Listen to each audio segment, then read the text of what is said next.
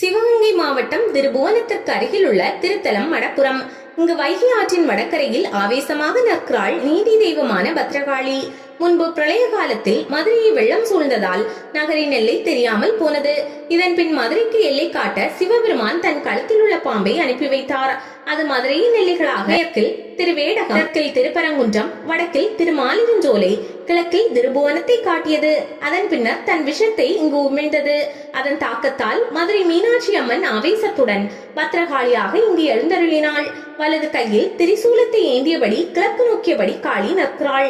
அநீதியை அழிக்கும் கோலம் கொண்ட அவளின் தலையில் உள்ள அக்னி கிரீடம் தீமையை சுட்டரிக்கிறது.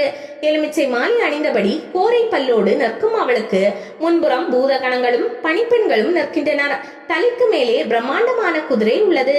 அதன் இருபுறமும் பூதகணங்கள் குதிரையின் கால்களை தாங்கியபடி நிற்கின்றனர். தவறு செய்த அனைவருக்கும் இந்த காளியின் பேரை சொன்னால் குலை நடுங்கும். வாங்கின காசை இல்லைன்னு சொல்லிட்டல, மடப்புறம் காளி உனக்கு கூலி கொடுப்பான்னு சொன்னால் போதும். காசு வாங்கினவன் தேடிக்கொண்டு வந்து கொடுத்து விடுவான். ஆட்சி அதிகாரத்துக்கு பயப்படாதவன் கூட மடப்புறம் காளி பேரை கேட்டா அடங்குவான். காவல் தெய்வமான இவள் செய்வினை பில்லி சூன்யத்தை பொசுக்கிடுவாள். கோர்ட்டு கேஸ் நடையாக நடக்கிறேன், முடிஞ்ச பாடில்லை என தவிப்பவர்கள் காளியை சரணடைந்தால் போதும், நீதியை நிலைநாட்டுவாள். வேண்டுதல் நிறைவேறியதும் அம்மனை சாந்தப்படுத்த எலுமிச்சை பழ மாலையை அணிவித்து புடவை சாத்துகின்றனர். வெள்ளியன்று உச்சி காலத்தில் சிறப்பு பூஜை, தமிழ் மாத முதல் செவ்வாய் அன்று திருவிளக்கு பூஜை நடக்கிறது.